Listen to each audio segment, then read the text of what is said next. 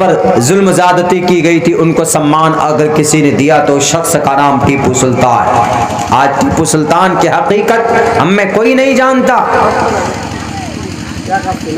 ٹیپو سلطان کی یوم پیدائش منانا تو ہمارے یہاں غلط ہے، برتھ ڈے نہیں منا سکتے، لیکن کم سے کم یہ بتا سکتے ہیں کہ آج کی تاریخ میں اب سے 150-200 سال پہلے ایک بہت بڑا مجاہد پیدا ہوا تھا آپ کی دھرتی میں، آپ ہی میں سے تھا۔ ایک انگریز ان کے قریب نہیں جانا تھا ڈر سے۔ 3 گھنٹے ہو گئے کہ نہیں، ٹیپو سلطان شیر گھائل پڑا ہوا ہے، کہیں میں جاؤں اور میری خیریت اور میری گردن نہ اڑ جائے۔ ان کے کمر میں بندے ہوئے تھے ہیرے کے وہ تھیلے، ایک انگریز گیا اس تھیلے کو لینے کے لیے، ٹیپو سلطان نے اتنے زور سے حملہ کیا، اس کا سر تن سے جدا کر دیا۔ ڈر جم گیا کہ یہ شیر ہے، یہ گھائل شیر ہے۔ بحیثیت مقرر آپ کے اس جلسے میں، آپ کے اس گاؤں کی جلسے میں پہلی بار حاضری ہوئی۔ بہت بڑا مجمع تھا اور بہت سارے لوگ آئے ہوئے تھے اس جلسے میں، مگر نیند کی تقاضے کی وجہ سے اپنے اپنے گھروں کو جا چکے ہیں۔ جو باتیں انہوں نے سنی اور جو باتیں ہم لوگوں نے سنی اور آئندہ جو باتیں سنی جائیں گی قرآن و حدیث کی روشنی میں، اللہ سے دعا کرتے ہیں کہ اللہ ہم کو 100% اس پر عمل کرنے کی توفیق عطا فرمائے۔ حضرات، رات کے 1:30 بج چکے، میں تو یہ مشورہ دوں گا اپنے سیمانچل، پورنیہ اور کٹھیار اور کشن گنج ارریہ کے اراکین جلسہ سب کو ایک اچھا مشورہ دینا چاہتا ہوں اپنی تجربے کی روشنی میں۔ وہ یہ 1 بجے تک جلسے کا اگر اختتام ہو جائے تو میرے خیال سے زیادہ بہتر ہوگا، اس سے جلسہ بھی ہو جائے گا اور لوگ سو بھی جائیں گے، ورنہ پتہ چلا کہ ہم 2, 2:30, 3 بجے تک جلسہ کریں اور اس کے بعد سو جاتے ہیں، اور جو فریضہ اللہ تبارک و تعالیٰ نے ہم پر فرض کیا ہے وہ ہم سے چھوٹ جائے ان جلسوں کی وجہ سے، تو اللہ کل قیامت میں ہم سے اس فریضے کے بارے میں سوال کرے گا دوسرے نمبر پر، بلکہ پہلے نمبر پر، کہ تم نے نماز پڑھی تھی کہ نہیں پڑھی تھی۔ ہم اگر جلسہ نہیں کریں گے تو اللہ نہیں پوچھے گا کہ جلسہ آپ نے کیا تھا کہ نہیں کیا تھا۔ جلسہ بھی کریں، چونکہ یہ بھی ضرورت ہے اور یہ بھی ایک وے ہے کسی بھی ادارے کو، کسی بھی دھارمک استھل کو، اس میں مالی اعتبار سے تعاون لینے اور دینے کی ایک شکل ہے، اور دین اور شریعت کی بات عوام تک آسانی سے پہنچانے کا ایک طریقہ ہے۔ لیکن پہلے زمانے میں ایسے ہوتا تھا کہ لوگ جلسہ سننے آتے تھے اور پورے لاؤ لشکر کے ساتھ، پوری تیاری کے ساتھ، بستر کے ساتھ، کھانے پینے کے ساتھ آتے اور ڈیرا جما کر بیٹھتے تھے، اور وہ فجر کی اذان تک، نماز تک جلسہ سنتے تھے۔ لیکن اب تو ہر کسی کے پاس سواری ہے، جلسہ 12-1 بجے تک سنا، نیند نے دستک دی تو فوراً اٹھ کر اپنی گاڑی میں بیٹھتے ہیں، گھر چلے جاتے۔ اس میں ہوتا یہ ہے کہ لوگ جو بچے کھچے ہوتے ہیں وہ بھی نیند کی حالت میں ہوتے ہیں، اور جو مقرر ہوتا ہے عموماً وہ بھی ڈھنگ سے اپنی بات نہیں کہہ پاتا، زبردستی اسٹیج پر بیٹھ کر مائک کے سامنے وہ بھی بولنے کی کوشش کرتے ہیں۔ میں پروگرام میں گیا ہوں، باہر ابھی کا سفر تھا، کہیں پر پروگرام میرا 9:30 بجے سے، کہیں پر پروگرام میرا 10 بجے سے، کہیں پر پروگرام میرا 11 سے، یعنی حد سے حد 1 بجے سے آگے پروگرام نہیں لے کر جاتے ہیں وہ لوگ۔ اکثر مہاراشٹر ہو گیا، تلنگانہ ہوا، اڑیسہ ہوا، اتر پردیش ہوا، لاسٹ پروگرام اتر پردیش کا تھا 18 تاریخ کا، تو وہاں پر بھی 12 بجے تک، 12:05 تک میری بات پوری کمپلیٹ ہو گئی۔ تو میرے خیال سے ہمارے علاقے میں بھی اگر یہ ترتیب بن جائے تو زیادہ بہتر ہوگا، تاکہ لوگ دل جمی سے بیٹھیں گے، سنیں گے اور ان کے ذہن میں یہ بات ہوگی کہ نہیں پروگرام تو 1 بجے تک ختم ہوگا، پوری تقریر سن کر، پورا جلسہ سن کر جائیں۔ پھر بھی آپ لوگ ابھی اتنا زیادہ ٹائم ہونے کے باوجود بھی یہاں تک بیٹھے ہیں تو یہ آپ لوگوں کا مجاہدہ ہے، آپ لوگوں کی اپنے قرآن سے، اپنی شریعت سے یہ ایک محبت کی پہچان اور یہ واضح دلیل ہے کہ آپ لوگوں کے دل میں اپنے شریعت کے تئیں بہت زیادہ محبت ہے۔ اللہ آپ کے اس محبت کو، اللہ آپ کی اس قربانی کو بے انتہا قبول فرمائے۔ حضرات، آج تاریخ 20 نومبر ہے۔ آج ایک بہت بڑا اتہاس اور تاریخ انسیڈنٹ، ایک بہت بڑا حادثہ، ایک بہت بڑا واقعہ رونما ہوا تھا۔ Great incident was happen in the historical world. اتہاس کی دنیا میں آج ایک بہت بڑا دن ہے 20 نومبر کو۔ حالانکہ یہ تو 12 بجے کے بعد چینج ہو جاتا ہے، لیکن اسی نسبت سے ہم آپ کو بتا رہے ہیں چونکہ یہ جلسہ 20 نومبر کا تھا۔ ہم نے کل بھی بات کچھ بتائی اس تعلق سے کہ 20 نومبر کو میں اس لیے بتا رہا ہوں چونکہ ہمیں جاننا ضروری ہے۔ اگر ہم نہیں جانیں گے، ہم اپنے ماضی کو یاد کر کر مستقبل کے بارے میں اور موجودہ ٹائم پر اگر ہم نہیں عبرت حاصل کریں گے تو پھر آپ سے زیادہ گونگی اور بہری اور آپ سے زیادہ بزدل قوم کوئی نہیں ہو سکتی۔ میرے بھائیو، میں بارہا کہتا ہوں کہ جوڈائزم اتنی مضبوط ہوئی، انہوں نے اپنے ماضی کی واقعات کو سامنے رکھ کر کہ انہوں نے ماضی میں کون کون سی غلطی کی ان کو سامنے رکھ کر عبرت حاصل کی اور اس سے آگے نہ دہرانے کی، اس سے آگے بڑھ کر اچھے کام کرنے کا انہوں نے سنکلپ لیا ہے۔ تو آج دنیا کے اندر وہ سر اٹھانے کے قابل نہیں، بلکہ دنیا میں دوسری قوم ان کے ذریعے سے سر اٹھا رہی ہے، وہ ذریعہ بنے۔ تو آپ کو بھی جاننا بہت ضروری کہ آپ کی کیا تاریخ اس دنیا کے اندر رہی۔ ہم لوگ عموماً یہ سمجھتے ہیں کہ جلسوں میں بات ہو شراب کی، بات ہو سود کی مخالفت کی، بات ہو نماز کی، زکوٰۃ کی، حج کی، تو یہی شریعت اور یہی دین ہے۔ ہم ایک محدود سوچ بنا چکے۔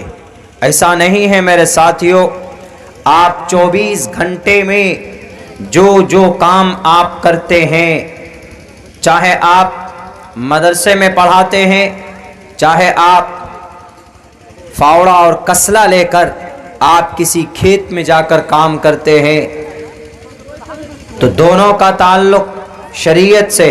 چاہے آپ دکان پہ بیٹھتے ہیں، چاہے آپ کسی مارکیٹ میں یا کسی شیئرز مارکیٹ میں چل کر آپ موجودہ شیئرز مارکیٹ وہ غیر شرعی ہیں یا دوسرے کسی فیلڈ میں آپ کام کرتے ہیں، تو آپ میرے خیال سے جہاں تک میں سمجھتا ہوں کہ 24 گھنٹے کی آپ کی زندگی کی جو ترتیب ہے، کوئی بھی کام کریں نیت صحیح ہو تو وہ شریعت کے دائرے میں آتا ہے۔ الیکشن کا زمانہ ہوتا ہے، آپ اپنے ہاتھ میں آپ خود کو ایک لیڈر بنانے کے لیے چلتے ہیں، تو نیت صاف ہے، قوم کی بھلائی کے لیے آپ کرنا چاہتے ہیں، تو وہ بھی آپ کے لیے دین اور شریعت ہے، بشرطے کہ صحیح ڈھنگ سے کیا جائے۔ لیکن نہیں، ذہن ہم لوگوں نے محدود کر لیا کہ نہیں جناب، جو قرآن پڑھے گا پڑھائے گا وہی شریعت ہے، جو مسجد میں منبر پر بیٹھ کر تقریر کریں گے وہی شریعت ہے، باقی اور دنیاوی جو امور ہیں وہ شریعت نہیں۔ آپ غلط فہمی میں ہے، بلکہ جو بھی کام دنیا کے اندر اللہ تبارک و تعالیٰ نے انسان کی ضرورت کے لیے مرتب کیے ہیں اور وجود میں لائے، ان سب کا تعلق شریعت سے ہو سکتا ہے۔ کوئی بھی کام آپ کیجئے، آپ یہاں پر بیٹھے، یہاں پر میڈیا والے یوٹیوب کے ساتھی ہیں، یہ اپنا کام کر رہے ہیں، ان کا بھی تعلق शरीयत से है, इनकी नीयत क्या है या इनके मकासद अगराज क्या हैं, इनका भी ताल्लुक़ शरीयत से। मेरे भाइयों, मेरे साथियों, मैं इसलिए कहना चाहता हूँ कि आपकी ये 20 नवंबर को जो हिस्ट्रिकल इंसिडेंट और जो वाक़या रूनुमा हुआ है, हम कहेंगे कि इसका ताल्लुक़ शरीयत से नहीं। ये एक बादशाह, ये एक एम्पायर की बात है।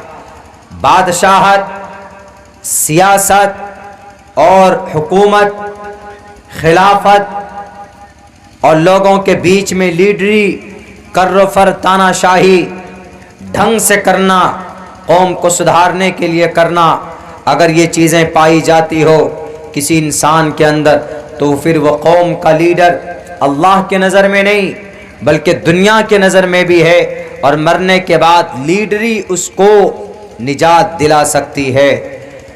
आज हम सिर्फ ये समझ लेते हैं कि जनाब अगर कोई आदमी सियासत में आ जाता है या कोई आदमी अगर कोई कैंडिडेट बन जाता है तो हम उनको अलहदा कर देते। नहीं, उसकी रहनुमाई कीजिए, सही ढंग पर रहनुमाई कीजिए। अगर वो जो भी काम अपनी ज़िंदगी में करेगा तो वो सवाब आपको भी मिलेगा, और वो अपने उस काम के ज़रिए से अपने मरने के बाद उनके नामा आमाल में नेकियां लिखी जाएंगी। मेरे साथियों, मेरे भाइयों, पूरी दुनिया के अंदर 4 बड़े बादशाह गुजरे, उनमें से खुद एक नबी थे, एक रसूल थे, हज़रत सुलेमान अलैहिस्सलातु वस्सलाम। पूरी दुनिया में हुकूमत थी, नबी थे, फिर क्यों आए मैदान सियासत में, क्यों आए मैदान लीडरी में, क़यादत करने के लिए क्या ज़रूरत थी? 23 लाख मुरब्बा मील के इलाके को फतह करने वाले अबू बकर उमर फ़ारूक रज़ी अल्लाह ताला अन्हु, क्या ज़रूरत थी मैदान में आने की? क्या ज़रूरत थी घोड़े पर तलवार लेकर दुश्मनों के सामने में इस्लाम के परचम को बुलंद करने की? तो इससे ये पता चलता है कि दुनिया का कोई भी काम हो, शरीयत से उसका रिलेशन होता है। और फिर आप तो वो कौम है जिनकी माजी और जिनकी पिछली बहुत सारी ऐसी इतिहास है जो बिल्कुल आपको, पूरी दुनिया को प्रेरित करती। वो अलग बात है कि हम नहीं जानते, वो अलग बात है कि हम न जानने की कोशिश करते हैं। मेरे मुसलमान और गयूर भाइयों, मेरे गयूर मुसलमानों और मेरे नौजवान साथियों, याद करो इसी 20 नवंबर को, 20 नवंबर 1750 में एक जवान पैदा होता है। 10 साल की उम्र में उन्होंने मौजूदा वक्त के जालिम का मुकाबला और उनका सामना किया था। मैं इसलिए कह रहा हूँ क्योंकि अल्लाह का कुरान आपसे कहता है, जब तक आपके अंदर तब्दीली का, जब तक आपके अंदर अंगड़ाई लेने का, जब तक आपके खून की गर्मी और उसकी हरारत बाहर ना आए तो आप तब्दीली नहीं ला सकते। और जब आपके अंदर तब्दीली लाने की सोच पैदा ना हो, जब तक आपके अंदर तब्दीली लाने की कोई हरकत पैदा ना हो, तो रब्बे जुल जलाल भी कहता है, अल्लाह तबारक व ताला भी छोड़ देता है कि जब कौम चाहे ना तब्दीली लाने की कोई कोशिश ना करे तो हमको क्या ज़रूरत पड़ी। इन्नल्लाह ला युगय्यिरु मा बिक़ौमिन हत्ता युगय्यिरु मा बिअनफुसिहिम। अल्लाह तबारक व ताला उस कौम की हालत नहीं बदलते जब तक वो कौम खुद अपनी हालत बदलने की कोई कोशिश ना करे। आज अगर हम बैठ जाते हैं अपने घरों में, कहीं पर जुल्म हो रहा होता है तो हम सिर्फ मीडिया में, न्यूज़ में देखकर ये कहते हैं कि बहुत बुरा हो रहा है, और हमारे एतबार से तब्दीली की या उसमें शिरकत की अगर कोई कोशिश नहीं होती है तो एक बात याद रखो मेरे नौजवानों, मेरे मुस्लिम भाइयों, अल्लाह तबारक व ताला ज़मीन पर उतर कर नहीं आएगा आपके बीच में तब्दीली पैदा करने, आपकी बुरी हालत को सुधारने के लिए। अल्लाह तबारक व ताला किसी नबी को नहीं भेजेगा या किसी फरिश्ते को नहीं भेजेगा, बल्कि आपको खुद खड़ा होना होगा। वो तो जंगे बद्र का मैदान था, وہ ایسے صحابی تھے نبی کی ذات موجود تھی، تو وہاں پر اللہ تبارک و تعالیٰ نے اپنے پیغمبر کی مدد کے لیے، اپنے گنے چنے 313 لوگوں کی مدد کے لیے اللہ تبارک و تعالیٰ نے فرشتوں کو آسمان سے اتارا تھا۔ یا تیوم بھوم دیوہ سویم شاوترنے رتہا، کہ وہ بیٹل فیلڈ ہے، لوگ لڑ رہے ہیں، پیاسے ہیں، آسمان سے دیوتا کو بھی اتارا جاتا ہے ان کی مدد کے لیے۔ کیوں؟ وہ اپنے دین کی رکشا کرنا چاہتے تھے۔ جب تک آپ قدم نہیں بڑھائیں گے تو اللہ کی طرف سے مدد نہیں آئے گی۔ قدم بڑھایا جاتا ہے تو اللہ کی طرف سے ضرور کسی نہ کسی شکل میں مدد آتی۔ میں جانتا ہوں کہ وقتی طور پر پریشانیاں آتی ہے، ضرورتیں، آدمی کو وقتی طور پر ضرورت محسوس ہوتی ہے، لیکن آپ آگے قدم بڑھاؤ گے تو انشاءاللہ اللہ آپ کے قدموں کو مضبوط کر دے گا۔ ان تنصر اللہ ینصرکم ویثبت اقدامکم، آپ اللہ کی دین کی مدد کرو گے تو اللہ تبارک و تعالیٰ آپ کے قدموں کو جما دے گا۔ لیکن اگر آپ بیٹھے رہے، ہاتھ پہ ہاتھ دھرے بیٹھے رہے، کہیں پر کوئی ظلم ہوتا ہے تو کوئی اور بولے گا، کہیں پر کچھ ہوتا ہے آپ کے ساتھ اتیاچار، ظلم تشدد ہوتا ہے تو آپ کی زبان نہیں کھلتی۔ تو مولانا شیخ الاسلام حسین احمد مدنی رحمت اللہ علیہ نے ایک بات کہی کہ لوگوں، مجھے ظالم پر غصہ نہیں آتا کہ وہ ظلم کر رہا ہے، مجھے غصہ مظلوم پر آتا ہے، کیونکہ وہ ظلم کو برداشت کرتا ہے پھر بھی آواز نہیں اٹھاتا، برائیوں کو دیکھتا ہے لیکن آواز نہیں بلند کرتا کہ یہ برائی ہے۔ من رأى منکم منکرا فلیغیرہ بیدی، برائی کو بدل ڈالو اپنے ہاتھوں سے۔ دیکھو تمہارے سماج میں کئی غلط ہوتا ہے، کوئی جوان شراب پیتا ہے تو اس کے ہاتھ میں ہتھکڑی ڈلواؤ، شراب پرتیبندھت ہے گجرات اور بہار کی دھرتی پر، ان کو فوراً جیل کی سلاخوں کے پیچھے ڈالو۔ اگر کوئی کسی کی زمین پر قبضہ کرتا ہے، غلط کرتا ہے تو آپ اس کو روکو۔ It's your great responsibility as a Muslim. The Prophet Muhammad said in the holy hadith, من رأى منکم منکرا فلیغیرہ بیدی، اپنے ہاتھوں سے بدل ڈالو۔ فإن لم یستطع فبلسانہ، اگر وہ دبنگ ہے، اگر وہ مکھیا جی کا بیٹا ہے، ایم ایل اے صاحب کا قریبی رشتہ دار ہے، فإن لم یستطع فبلسانہ، تو اپنی زبان سے آواز بلند کرو کہ یہ غلط ہو رہا ہے، تم غلط کر رہے ہو، شریعت کے بھی خلاف ہے، ہیومنٹی کے بھی خلاف ہے، سماج کے بھی خلاف ہے۔ فإن لم یستطع فبقلبہ، زبان سے بھی آواز نہیں بلند کریں گے، آپ کو جیل ہو جائے گی، آپ پر ٹارچر کیا جائے گا آپ کو۔ تو فإن لم یستطع فبقلبہ، تو دل سے برا جانو کہ یہ جو ورک ہے، جو کام ہو رہا ہے یہ غلط ہے، قرآن و حدیث کی روشنی میں غلط ہے، یہ سمجھنا پڑے گا۔ تین ہی رول ہے کسی بھی کام کے روکنے کے، تین طریقے، تین سٹیج۔ میرے بھائیوں، میرے ساتھیوں، میں اس لیے بولتا ہوں چونکہ ابھی بہت سارے جگہوں کے اوپر پروگرام کیے جا رہے ہیں۔ 20 نومبر کو ایک بہت بڑے مجاہد اعظم، میں نے رات کچھ اس کے اوپر روشنی ڈالی تھی، میں ابھی بھی آپ لوگوں کے بیچ میں کچھ ان کے بارے میں اور زیادہ ایکسپلین کے ساتھ بتانا چاہتا ہوں۔ وہ کون تھا؟ وہ ایک بھارت کا 1750 میں جنما، سری رنگا پٹنم کا ایک شیر مجاہد، ایک بہادر، ان کا نام فتح علی سلطان عرف ٹیپو سلطان۔ 20 نومبر 1750 میں ان کا جنم ہوتا ہے حیدر علی کے گھر۔ حیدر علی ایک سپہ سالار تھے، ایک فوج کے سپہ سالار، سلطنت میسور کے وہاں کے بادشاہ کے سپہ سالار حیدر علی۔ ایک موقع پر ایسا ہوا تو یہ حیدر علی کے بیٹے، یہ 4 بھائی سے تھے، ایک کا نام ٹیپو جو 10 سال عمر ہو چکی تھی ان کی، اور ان سے چھوٹے 5 سال کی عمر میں قریب، یہ 2 بھائی تھے۔ تو ان کے باپ کو الزام ڈال کر جیل میں ڈال دیا جاتا، قید میں نہیں بلکہ باہر کر دیا جاتا ہے، اور ان دو بچوں کو ایک قید خانے میں ڈال دیا جاتا، ایک قید خانے میں ڈال دیا جاتا۔ اس قید خانے میں راڈ ہوتے، کھڑکیاں ہوتی، وہاں انہوں نے ان کھڑکیوں کو کاٹ کر توڑ کر رسی ڈال کر نیچے اترتے اور اپنے بھائی کو کندھے میں ڈال کر نیچے اترتے۔ ماتر 10 سال عمر، ظلم کے خلاف لڑنے کے لیے کھڑا ہوتا ہے یہ بچہ۔ آج کل 10 سال کے ہمارے عمر کا بچہ وہ PUBG گیم کھیلتا، وہ فری فائر گیم کھیلتا۔ ابھی ہم اتر پردیش پروگرام میں گئے، پرسوں تھا پروگرام، تو وہاں ایک بیماری نہیں بتائی وہاں کے والوں نے، علاقائی لوگوں نے، انہوں نے کہا کہ مولانا 10 لڑکے بیٹھ جاتے ہیں اپنا پے ٹی ایم کھول کر۔ ہم نے کہا پے ٹی ایم کھول کر کیا کرتے ہیں؟ پیسہ ٹرانسفر کرتے ہوں گے۔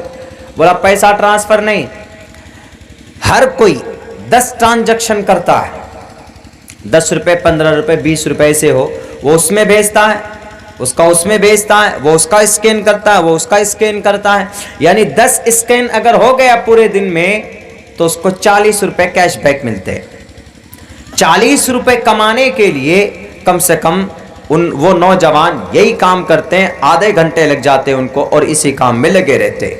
10 لڑکے بیٹھ جائیں گے پوری ٹولی بنا کر، اور اس کے بعد ایک دوسرے کا اسکین کرتے، 5 روپے 10 روپے، تو ایک کا 10 لڑکے ہیں تو 10 ہو گئے، تو ہر کوئی ایک دوسرے کا کرتا ہے تو 40 روپے کما لیا بیٹھ کر۔ ہم نے کہا واہ کتنا آسان راستہ ہے، یہ بیماری ہے۔ 40 روپے کمانے کے لیے کتنا آسان راستہ ڈھونڈنا، محنت نہیں کریں، بہت آسان۔ پے ٹی ایم میں بیٹھیں گے کیش بیک لیں، آن لائن شاپنگ کرو، کیش بیک جو ملے گا والک ہے، لیکن باضابطہ زبردستی کیش بیک لینا ہے تو دھوکہ ہوا نا، یہ تو دھوکہ ہوا، یہ تو فراڈ، چیٹ ہوئی، چیٹنگ ہے یہ، چیٹ نہیں چیٹنگ ہے یہ، چیٹ تو الگ ہوتا، ایک چیٹنگ ہے یہ، فراڈ، مکر، وَمَكَرُوا وَمَكَرَ اللَّهُ وَاللَّهُ خَيْرُ الْمَاكِرِينَ۔ یہ مکر کرنے لگے بنی اسرائیل کے طرح کہ آپ سنیچر کو منع کرو گے اس تالاب سے مچھلی مارنے کے لیے، ہم یہاں سے دوسری جگہ تالاب بنا لیں گے، وہاں سے ماریں گے سنیچر کے دن مچھلی پکڑے۔ اللہ کی سوچ سے بھی آگے بڑھ گئے۔ تو میرے بھائیوں، تو وہ 10 سال کا بچہ اپنے بھائی کو قید سے نکال کر اپنے باپ کے پاس پہنچتا ہے۔ اگلے کچھ دنوں میں اس کے ابا محترم اپنی ایک فوج تیار کرتے، اور فوج تیار کرنے کے بعد جب 15 سال عمر ہو جاتی ہے ٹیپو سلطان کی، صاف نام لے کر بیان کر رہا ہوں، اتہاس ہے بتانا ضروری ہے، کیونکہ یہی وہ مجاہد ہے جن کی شہادت کے بعد، اور جو ایک بہت بڑا روڑا اور پتھر بنا ہوا تھا انگریز کی سامراج کو یہاں پر قائم کرنے میں رکاوٹ بنے بیٹھے تھے، یہی ٹیپو سلطان نے ان کے ناک میں نکیل ڈال دیا تھا، گلے کا ہڈی بن گئے تھے، اسی لیے ان کی تاریخ کو بتانا ضروری۔ یہی وہ ٹیپو سلطان ہے۔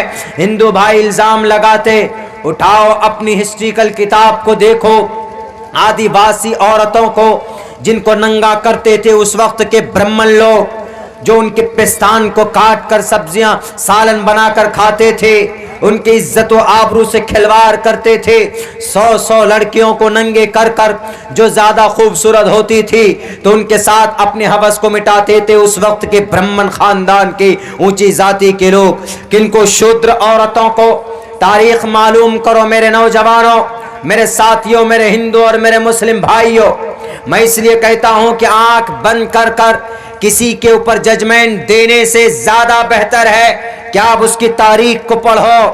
آپ سب سے پہلے آپ کے کم سے کم 5 ایسے ہسٹریکل اور رائٹر نے ان کی کتاب، ان کے نام historical Tipu, the history of Tipu, the history of Mysore, ان کے اندر ایسی باتیں لکھی ہے ٹیپو سلطان کے بارے میں جو مسلمان نہیں تھے بلکہ چرن سنگھ ہندو تھے، انہوں نے ان کی تاریخ لکھی۔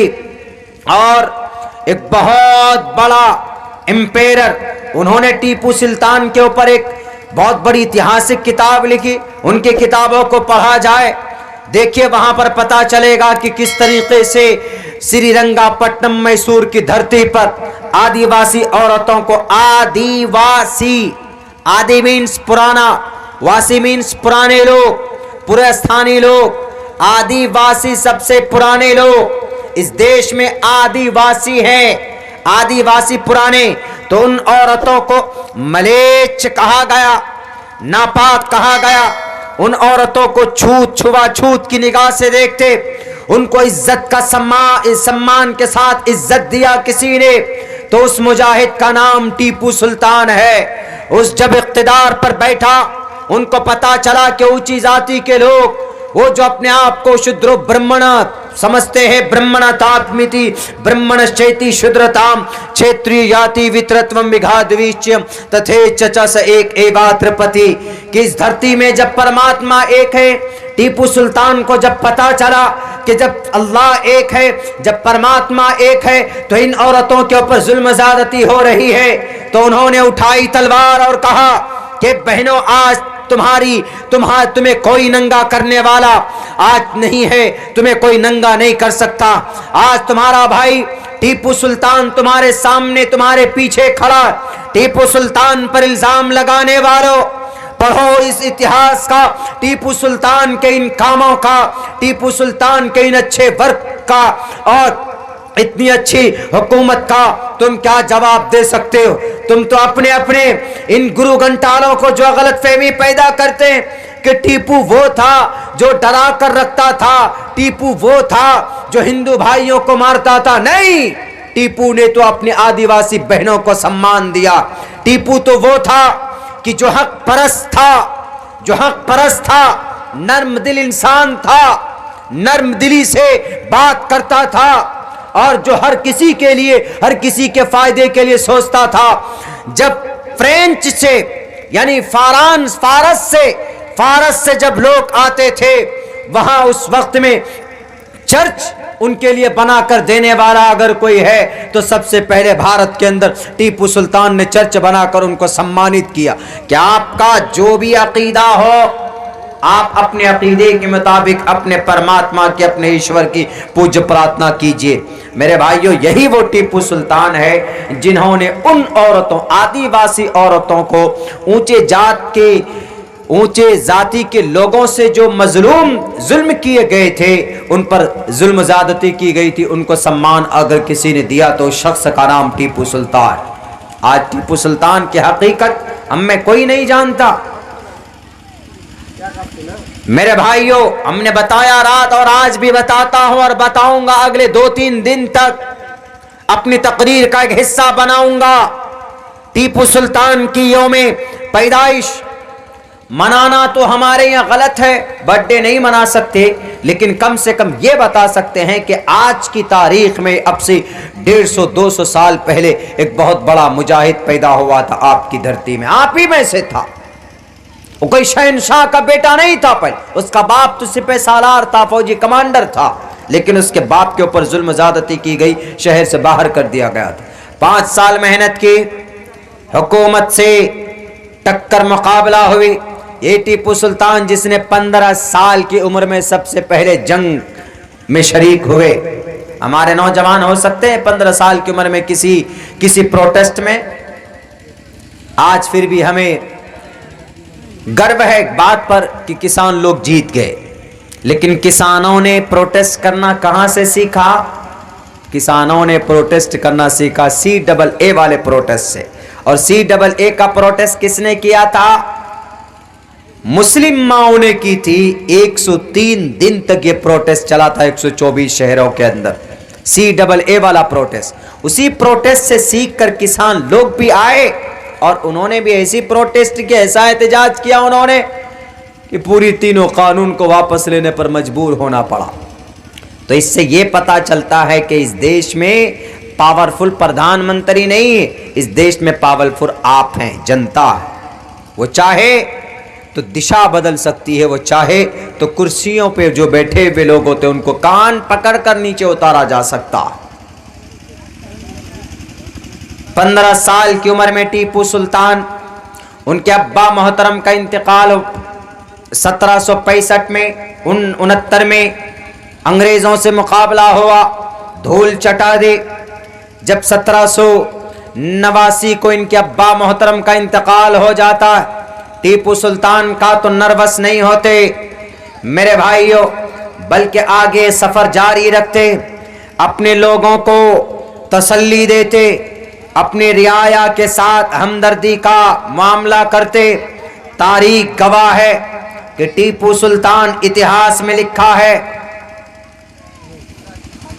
اس رائٹر کا نام میرے ذہن میں بھی نہیں آ رہا ہے، ابھی اسپیچ کے دوران میں بتا دوں گا۔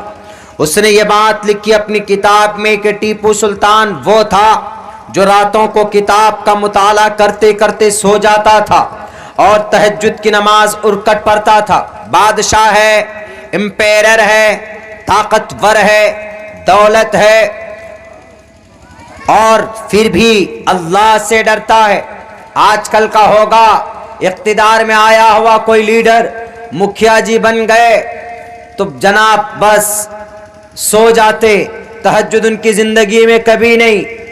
ایم ایل اے صاحب بن گئے، ready made M L A بہت بنتے ہیں آج کل، محنت کسی اور کی اور کرسی اقتدار پر بیٹھے کوئی اور بیٹھتے۔ تہجد کی نماز تو دور کی بات، فرض نماز نہیں پڑھتے، وہ سمجھتے ہیں کہ ہم ہی خدا ہے۔ ٹیپو سلطان تہجد کی نماز پڑھتے تھے، تہجد کی نماز کے بعد انتظار کرتے تھے فجر کی نماز کے اذان کا۔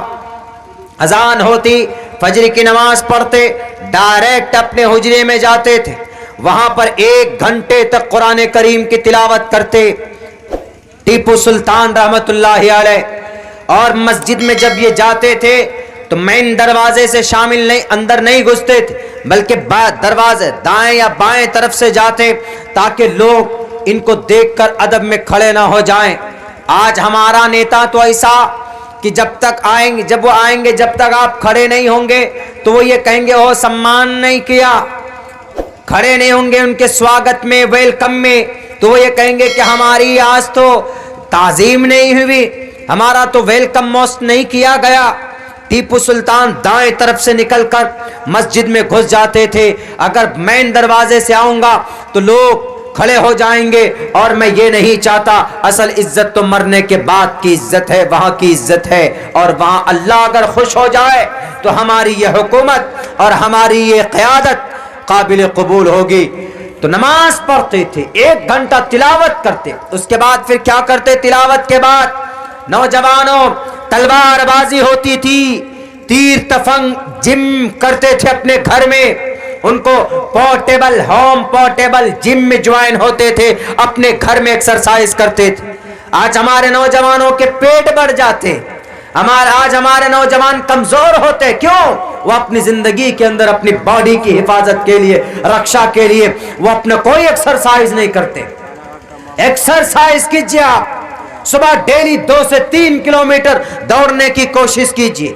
آپ اپنے گھر کے اندر جہاں تک ہو سکے آپ ڈنڈ بیٹھک لگائیے، آپ ڈپس لگائیے، آپ اٹھک بیٹھک لگائیے، آپ کے گھٹنوں کی طاقت مضبوط ہوگی، آپ کی باڈی اور آپ کی پوری باڈی شریر کے اندر انرجی آئے گی۔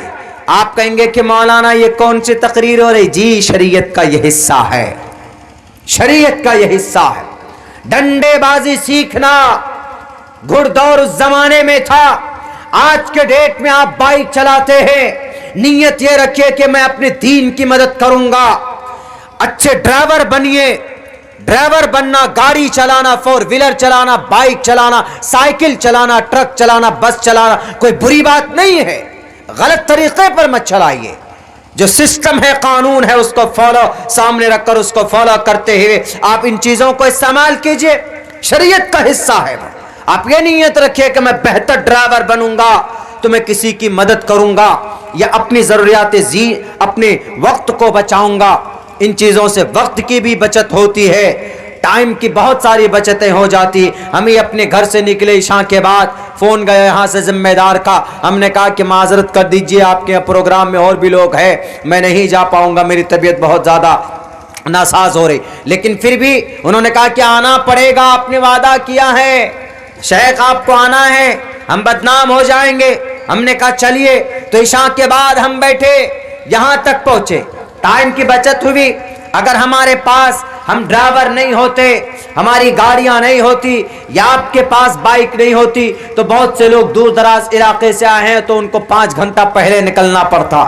تو یہ چیز شریعت کا حصہ ہے، غلط نہیں ہے۔ آپ بائک چلانا سیکھیے، آپ ڈرائیور بننا سیکھیے، لیکن دماغ میں یہ رکھیے کہ میں اس سے اپنی ضروریات زندگی اور جہاں پر شریعت کے لیے ضرورت پڑ جائے، دین کی اسلام کے لیے جہاں پر ضرورت پڑ جائے، میں اس کے لیے فوراً استعمال کروں گا اپنے اس ہنر کو۔ تو آپ کا ڈرائیور بننا باعث ثواب، موٹر سائیکل سیکھنا باعث ثواب، لیکن نہیں اگر آپ یہ سوچتے ہیں۔ ہمارا ایک دوست ہے کلکتہ میں، اس کی شادی ہوئی، وہ فون کرتا مولانا عبداللہ ذرا یار ایک مرتبہ گاڑی لے کر آ جاؤ میرے گھر پہ، یا تیرے ہی میں آ جاؤں 1 ہفتے کے لیے۔ ہم نے کہا کیوں؟ بولا گاڑی مجھے سکھا دے 4 ویلر۔ ہم نے کہا کہ کیوں بھائی؟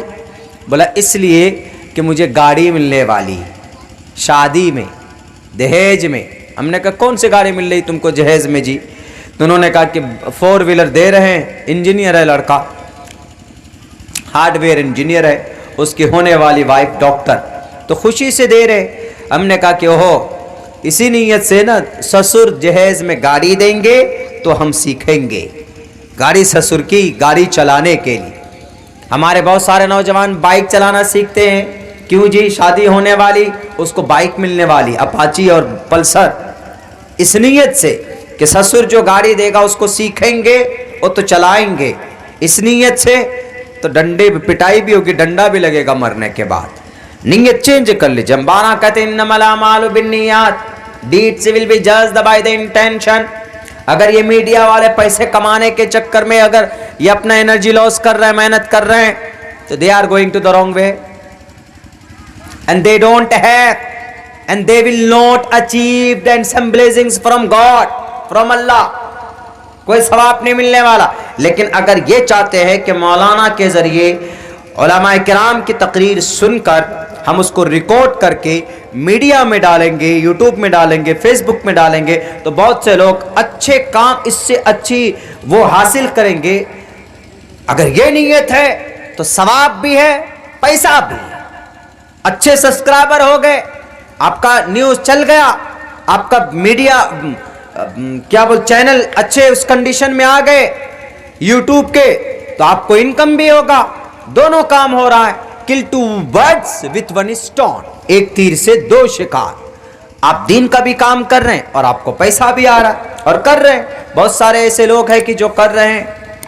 میرے بھائیوں، میرے ساتھیوں، یہ چیز ضروری ہے کہ آپ کو شریعت کے لیے صرف یہ نہیں ایک دم بالکل دقیانوسی ذہن بنا لینا ہے کہ نہیں جناب نماز ہی شریعت ہے، نماز پڑھیں گے تبھی ثواب ملے گا، روزہ رکھیں گے تبھی ثواب ملے گا، وہ تو نص قطعی ہے، وہ تو فرض ہے، وہ تو ضروری ہے۔ لیکن ان کے علاوہ بھی آپ اپنی زندگی میں کچھ کام اگر کرتے ہیں تو وہ بھی باعث ثواب آپ کے لیے بن سکتا ہے، اگر آپ اس کا دشا اور دشا صحیح طے کر لیں تو۔ ٹیپو سلطان رحمت اللہ علیہ نماز پڑھتے، فجر کے بعد قرآن کریم کی تلاوت کرتے، قرآن کریم کی تلاوت کے بعد وہ کم سے کم 1-2 گھنٹہ پریکٹس کرتے تھے اپنے اس پی اے کے ساتھ، 1-1.5 گھنٹہ تک، پھر نہاتے، غسل کرتے، اس کے بعد پھر وہ پگڑی جو پگڑی سر پر باندھتے تھے، کہا جاتا ہے کہ اس میں قرآن کریم کی آیتیں لکھی ہوئی تھی۔ بہرکیف جو ہو یا نہ ہو، لیکن معمول کتنا اچھا تھا ایک بادشاہ کا۔ ہمارا اور آپ کا معمول اتنا اچھا نہیں ہوگا۔ اس کے بعد پھر نہا کر ناشتہ کرتے اپنے بچوں کے ساتھ، اس کے بعد پھر اپنے دیوان میں اور اپنے چیمبر میں جا کر بیٹھتے، لوگوں کے جو مسائل ہے ان کا حل کیا کرتے تھے، ان کو دیکھا کرتے تھے۔ دوپہر میں نماز پڑھتے، کھانا کھا کر خاص لوگوں سے مشورہ کرتے، جو خطوط باہر سے آئے ان کو پڑھتے۔ عصر کے بعد اپنے فوجوں کا، اپنے خزانوں کا اور اپنے سپاہیوں کا جانچ کیا کرتے تھے، دیکھا کرتے تھے کہاں پر کیا ہو رہا ہے۔ اس کے بعد پھر ترتیب بنتی مغرب کے نماز کی، مغرب کے بعد پھر خاص محفلیں سجتی، علماء کرام آتے، جلسہ ہوتا، روحانی پیشوا آتے، قرآن کی بات سنتے، احادیث کی بات سنتے تھے، راتیں ہو جاتی تھی بہت دیر تک، وہیں پر بیٹھ کر کھانا کھاتے، نماز پڑھ کر پھر کتاب کا مطالعہ کرتے کرتے سو جاتے، وہ کسی گدے میں نہیں سوتے تھے۔ آج کل کے دور اقتدار میں آج کل کا لیڈر جب تک وہ 15-20 ہزار کے گدے نہیں لگائے جائیں گے، روم میں اے سی فٹ نہیں کیا جائے گا تو ان کو نیند نہیں آتی ہے۔ قربان جاؤ، اب سے 200-250 سال پہلے آنے والا جو گزرا ہوا ایک امپیرر تھا ٹیپو سلطان، ان کے گھر میں چٹائی تھی، جس روم میں وہ سوتے تھے اسی چٹائی میں نیچے لیٹتے تھے۔ وہ سنت رسول اللہ کو زندہ کرنے کے لیے ایک بادشاہ تھا، کروڑوں روپے خرچ کر کے وہ گاؤں باندھ تکیا وہ گدے کے اوپر سو سکتے تھے اور ایئر کنڈیشن روم بنا کر سو سکتے تھے، لیکن نہیں، آنے والی قوم کے لیے سبق دینا تھا کہ اگر تم بادشاہ بن جاؤ، اگر تم مکھیا کا الیکشن جیت لو، M L A M P بن جاؤ، تو تم قوم کو مت بھول جانا، قوم کی تائید سے تم بنو گے، ہمیشہ اس کا خیال رکھنا۔ آج قوم کا اکثر 60% ہمارے قوم کے لوگ غریب ہیں، جن کے گھر کے اندر سوراخ ہے، ہوائیں گھستی ہے، ان کے گھر میں ڈھنگ سے بستر نہیں ہے۔ تو یہ محسوس کب ہو سکتا ہے اس غریبی کو؟ جب کوئی بادشاہ کسی چٹائی پر سوئے، تب اس کو محسوس ہوگا کہ غربت کی زندگی کیا ہوتی۔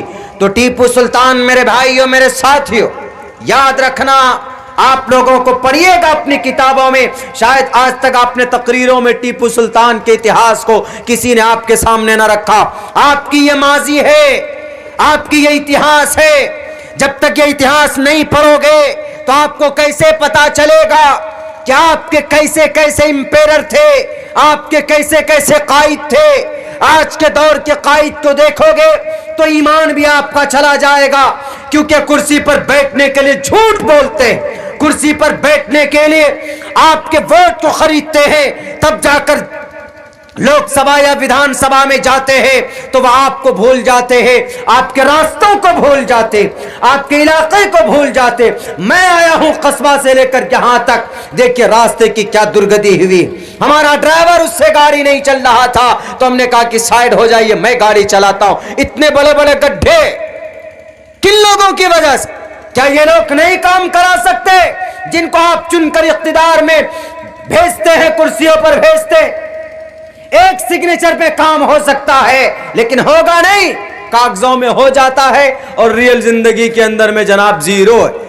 پھر پتا چلا کہ وہ سڑک پہ گڈھا نہیں بلکہ گڈھوں میں لگتا ہے کہ سڑک کو بچھا دیا گیا۔ وہی ہو رہا آج کل۔ ٹیپو سلطان کی زندگی سے ان لوگوں کو سبق لینا چاہیے کہ کرسی پر بیٹھنے کے بعد عوام کو مت بھولنا چاہیے، تمہیں عوام کو مت بھولو، عوام کے حصہ اور حقوق کی بات یاد رہنی چاہیے۔ تو یہ ٹیپو سلطان پھر کیا ہوتا ہے؟ ایماندار، ایمان کا پختہ اور مضبوط، اللہ سے ڈرنے والا، کسی اور سے نہیں۔ انگریز چاروں طرف سے قبضہ کرتے ہوئے چلے آئے، ایک جگہ میسور، اور میسور پتہ ہے اس وقت کا سپر پاور تھا بھارت کا، میسور۔ کیوں؟ اس لیے کہ میسور میں مسالے ہوتے تھے، مسالے، گرم مسالہ میں مرچ ہے، گرم مسالہ میں کالی مرچ ہے، گرم مسالہ میں ادرک ہے، گرم مسالہ میں لہسن ہے، پیاز ہے، گرم مسالے میں اور بھی ساری چیزیں ہیں، دھنیا ہے، یہ سب چیزیں ہیں۔ تو یہ اس ایریا میں بہت ہوتا تھا، اور باہر سے جو لوگ آتے تھے، ایران سے، سعودی عرب سے، ہمارے ملک بھارت میں، تو ان لوگوں کا آنے کا مقصد، بلکہ انگریز جو آیا وہ آیا ہی تھا یہ بزنس کرنے کے لیے، اور لوگ وہاں سے آتے، وہاں سے سونے چاندی لاتے اور یہاں دے کر وہ مسالہ خرید کر لے کر کے جاتے تھے۔ تو سپر پاور طاقت اسٹیٹ اگر کوئی تھا تو میسور تھا۔ تو میسور پر نگاہیں تھی کن کی؟ انگریزوں کی، کہ میسور کسی طرح قبضے میں آ جائے، میسور کسی طرح قبضے میں آ جائے۔ میں اس لیے میں بتا رہا ہوں میرے بھائیوں، میرے ساتھیوں، کہ ایک بادشاہ کی زندگی کیسے قرآن و شریعت کے تحت گزر رہی۔ بادشاہ تھا، قرآن و شریعت کے مطابق اپنی زندگی گزارتا تھا اور عوام کے لیے جیتا۔ آج کہیں کہیں پر ان کے نام کو، ان کے اتہاس کو غلط طریقے پر بتایا جاتا ہے، ویرودھ ہوتے ہیں، حالانکہ آج پورے بھارت میں چھٹی ہوتی ہے۔ 20 نومبر کو ٹیپو سلطان کی جینتی منائے جاتے، جیسے گاندھی جینتی منائے جاتے، تو ویسے ٹیپو سلطان کی جینتی منائی جاتی. جینتی مطلب یوم پیدائش.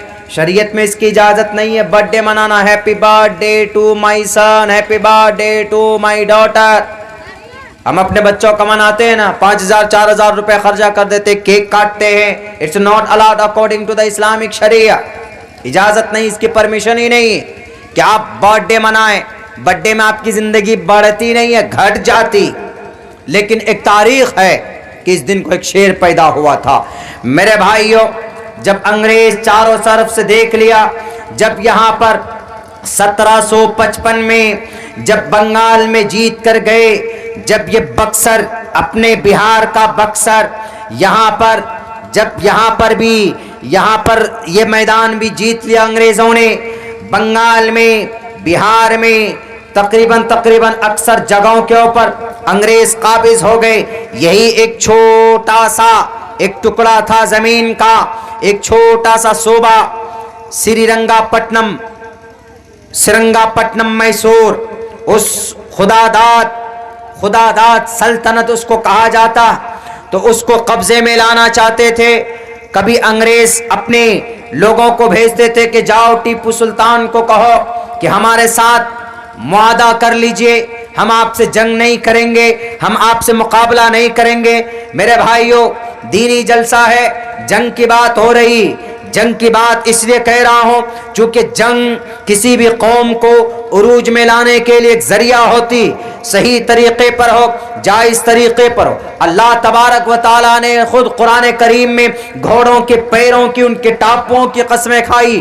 والعادیات ضبحا فالمغیرات قدحا فالمغیرات صبحا فاثرن به نقعا فوسطن به جمعا ان الانسان لربه لکنود. یہ پوری 2-3 آیتوں میں گھوڑوں کی ٹاپوں کی قسم.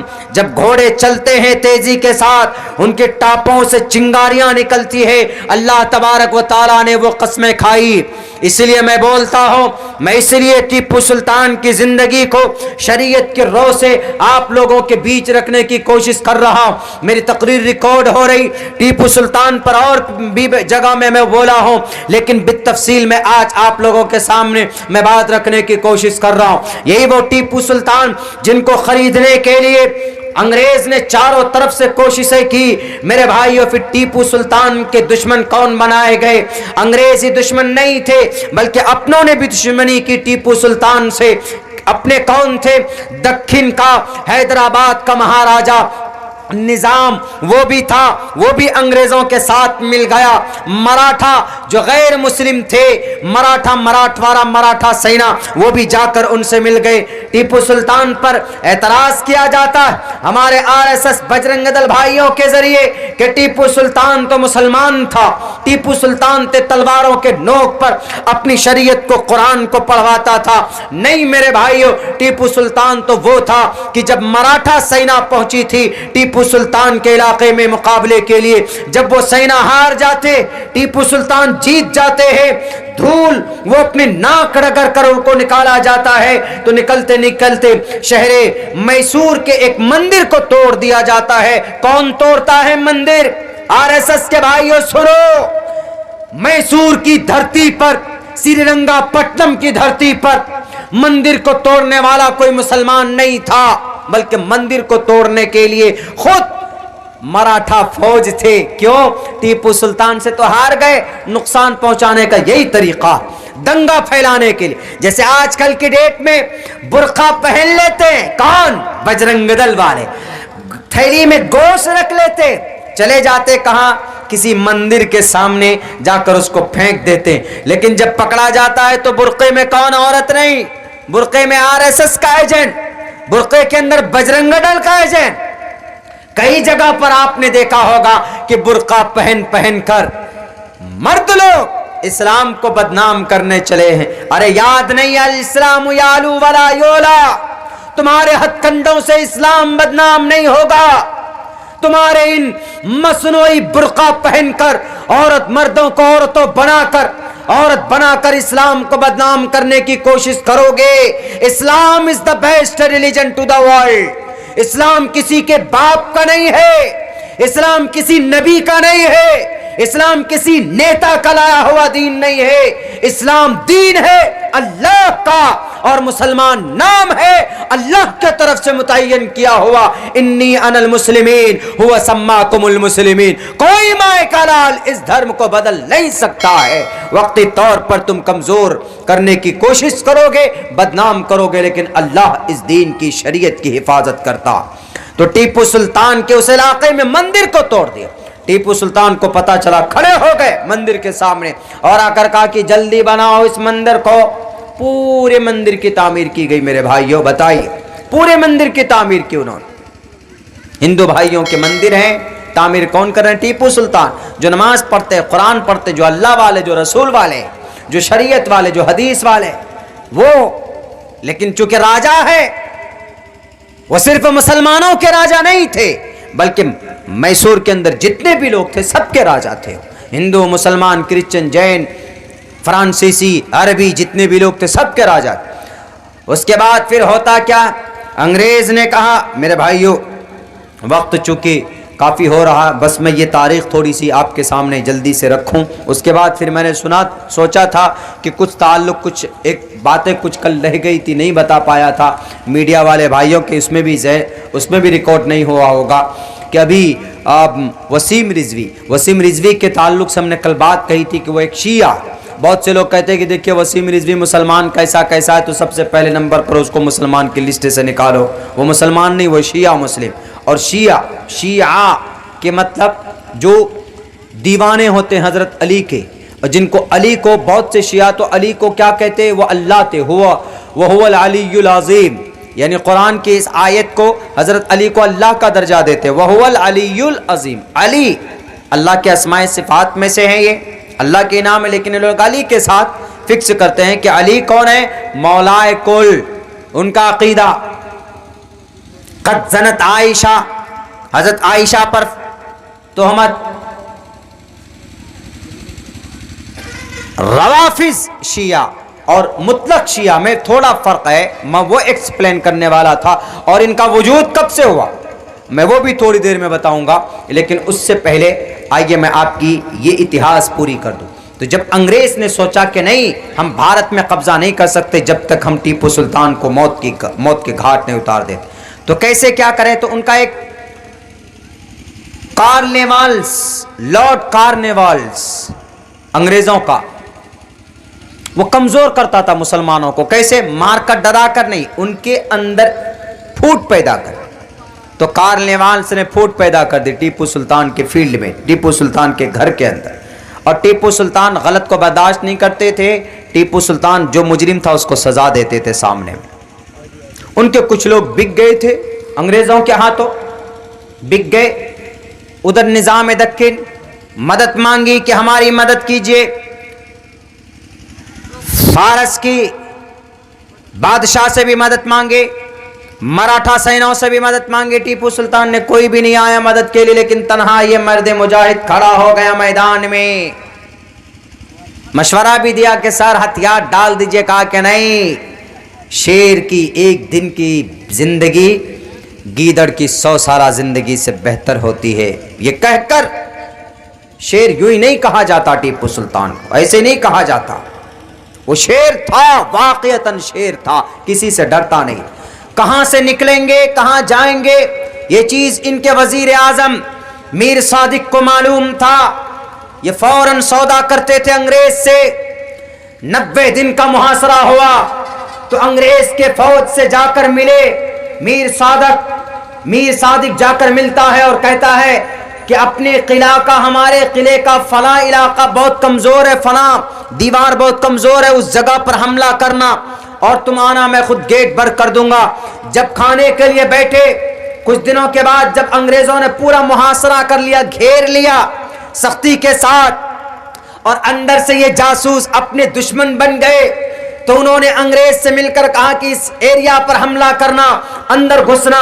کھانا کھا رہے تھے اور کچھ لوگوں کو بلا لیا تھا تنخواہ دینے کے لیے۔ ٹیپو سلطان کیا ہو، تم لوگوں کا مہینہ پورا ہو گیا، سیلری لے کر کے جاؤ، تنخواہ لے کر کے جاؤ۔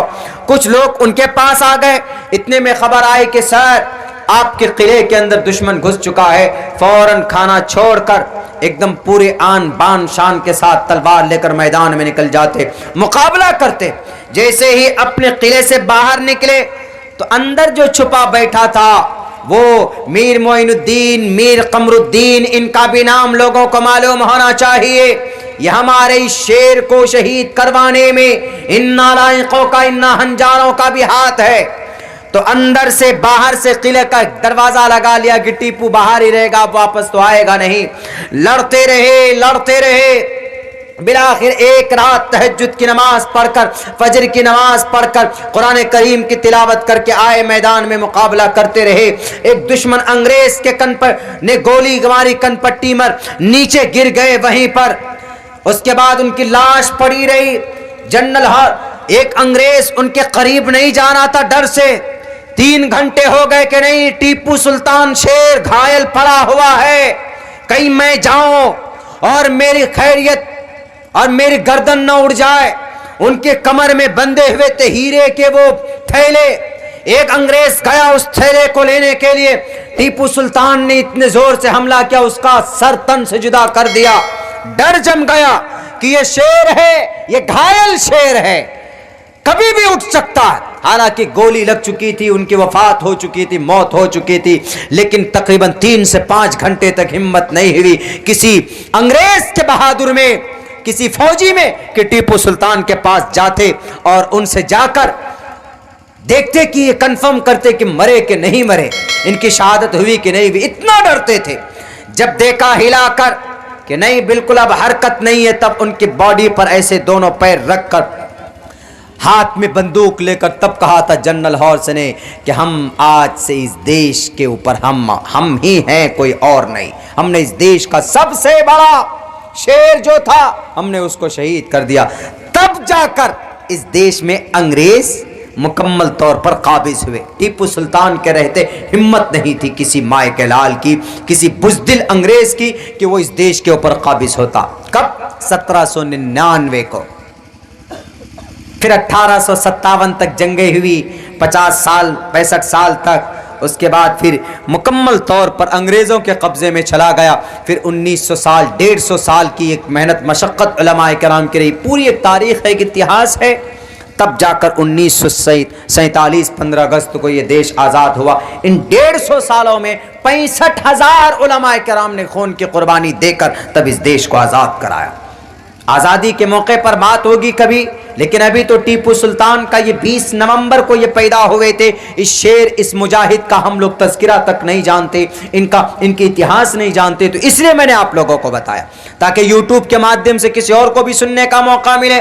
مختصراً اور ایک بات کہتا ہوں میرے جوانوں، میں نے آپ لوگوں کو سنایا ہے تاکہ آپ کے دل و دماغ میں صرف وہ پوری دنیا کے وہ جتنے بھی بیڈ بوائز، جتنے بھی ایکٹر ایکٹریس ہیں، ان کی جو تصویریں ذہن میں کی بھی ہے، دے آر ہیروز، اور ہیرو، یہ ہمارے اور ہیروز، ایکٹریس یہ ہمارے ہیرو ہیں، نہیں وہ آپ کے ہیرو نہیں، یہ لوگ آپ کے ہیرو ہیں۔ سب سے بڑے ہیرو تو محمد رسول اللہ، اس کے بعد ہیرو طارق بن زیاد، اس کے بعد ہیرو یہ ابو بکر صدیق، عمر فاروق، عثمان غنی، حضرت علی، اور آج کل ایک علی کا دیوانہ، کون؟ یہ وسیم رضوی، اچھلا مینڈک کے طرح۔ شیعہ نے علی کو مولا کل مانتے۔ اکبر بادشاہ تھا، یہ علی کے زمانے سے یہ شیعہ پیدا ہوئے، محمد کے زمانے میں نہیں، حضرت ابوبکر کے زمانے میں نہیں، بلکہ کب پیدا ہوئے یہ لوگ؟ بہت بعد میں پیدا ہوئے۔ میرے بھائیوں، میرے ساتھیوں، اکبر بادشاہ کا ایک بہت بڑا رائٹر، ایک مفسر ابو الفیض فیضی، اس نے بنا نقطے کا قرآن کریم کی تفسیر لکھی، بنا نقطے، ایک بھی نقطہ نہیں، تفسیر لکھی۔ ایک مجدد تھے ان کے زمانے میں، کون مجدد؟ مطلب ایک شیعہ۔ مناظرہ ہوا، سوچا کہ ایک مناظرہ مطلب بحث و مباحثہ، ڈیبیٹ ہوا تو یہ ابو الفیض نے سوچا کہ اگر یہ ڈیبیٹ بہت لمبا چوڑا چلے گا تو کئی دن تک چلے گا۔ جہاں پر ڈیبیٹ تھا، جس اسٹوڈیو میں، آج تک کے ایک اسٹوڈیو میں ڈیبیٹ رکھا گیا، سمجھانے کے لیے بول رہا ہوں، تو وہاں پر جیسے ابو الفیض فیضی آئے تو انہوں نے چپل اپنے یہاں پر دبا لیا۔ وہ مجدد صاحب بیٹھے، اور بھی کئی لوگ بیٹھے، جب ڈیبیٹ میں آئے، روم میں آئے تو چپل لے کر آئے گا تو اعتراض تو ہوگا ہی، یا اسٹیج پہ میں چپل پہن کر آ جاؤں, چپل ہاتھ میں لے کر آ جاؤں, تو اعتراض ہوگا کہ مولانا اجلاس عام ہے, اصلاح شریعت کے اوپر, اصلاح معاشرہ کے اوپر پروگرام ہے, آپ چپل لے کر اندر آ گئے, برے سمجھیں گے لوگ.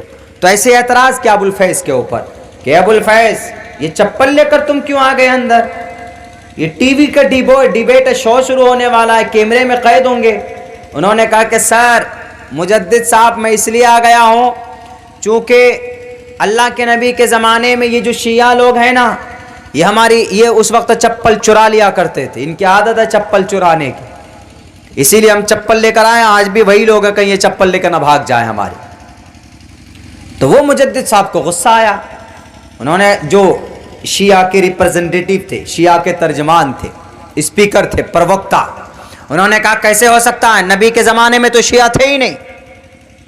تو پھر ابو الفیض فیضی صاحب بولے اوہو شاید غلطی ہوگی, ابو بکر صدیق کے زمانے میں تھے, تب چپل چرایا کرتے تھے وہ. انہوں نے کہا بے وقوف, اس وقت بھی نہیں تھے, تمہارا چپل کیسے چراتے وہ. تو اس کے بعد پھر کہا کہ وہ شاید غلطی ہو رہی بڑھاپے کی وجہ سے, عمر فاروق کے زمانے میں تھے اور کئی چپلیں چوری ہو گئی تھی اس زمانے میں.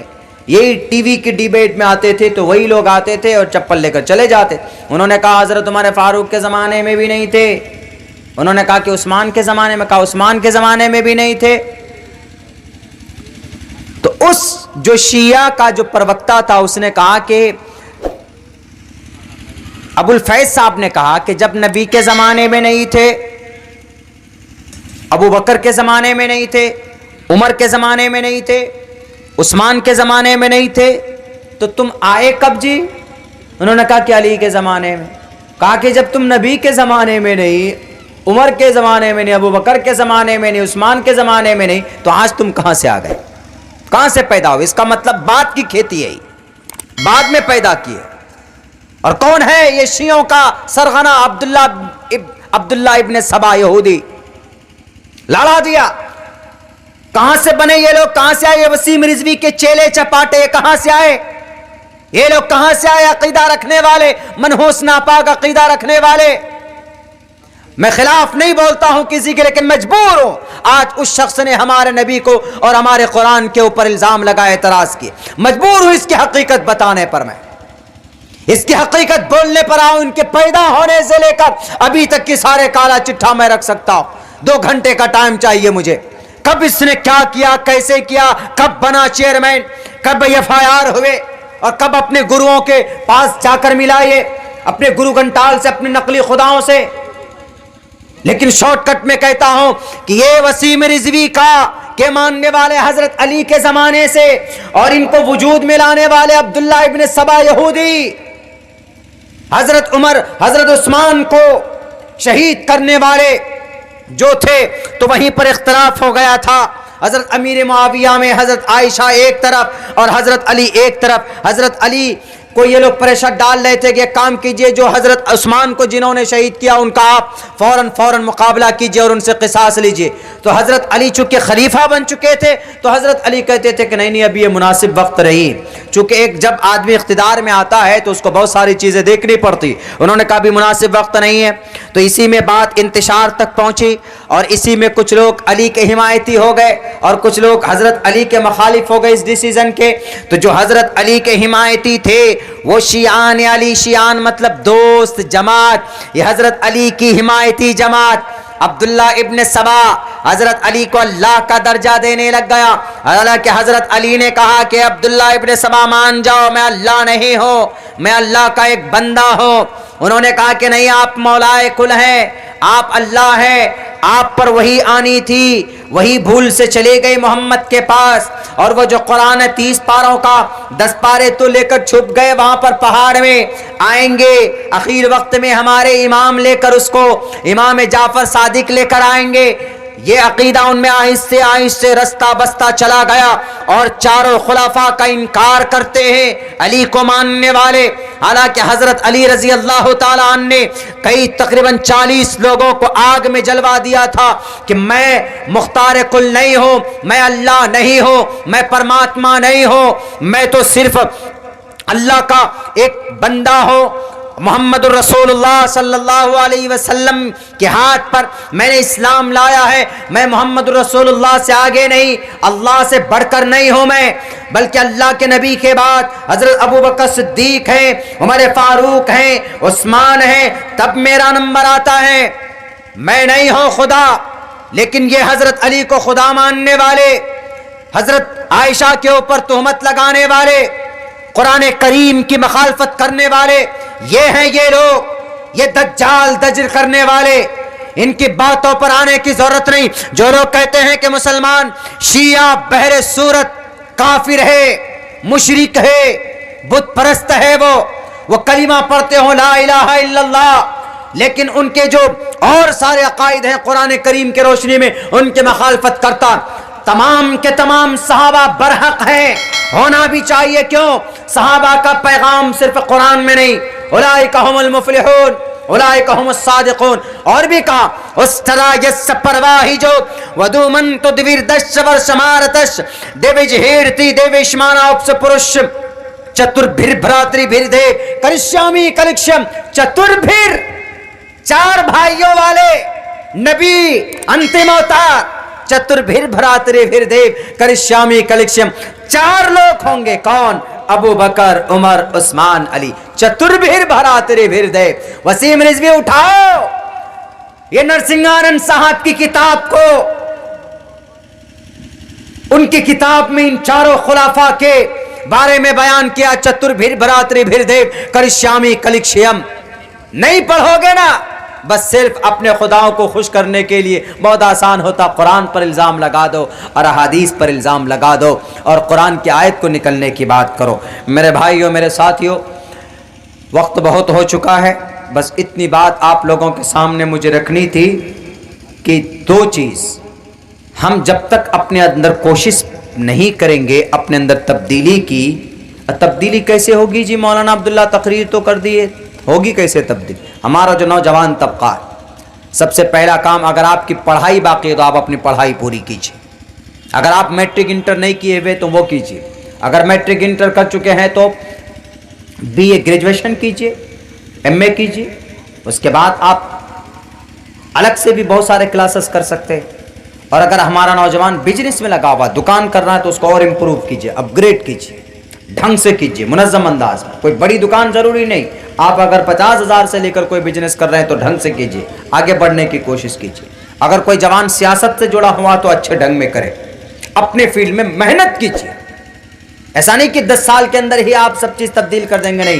پورے 10 سال کا ٹارگیٹ بنائیے کہ مجھے 10 سال میں یہ کام کرنا ہے. ایک لکش طے کیجیے اپنے سابقہ, اور کم سے کم زندگی کے اپنے 24 گھنٹے کی ایک ترتیب بنائیے کہ محمد رسول اللہ کی سیرت پڑھیے, قرآن کریم کی تلاوت کیجیے, اور اپنی اتہاس پڑھیے, اپنے پوروجوں کی اتہاس پڑھیے, تو آپ کو انرجی ملے گی.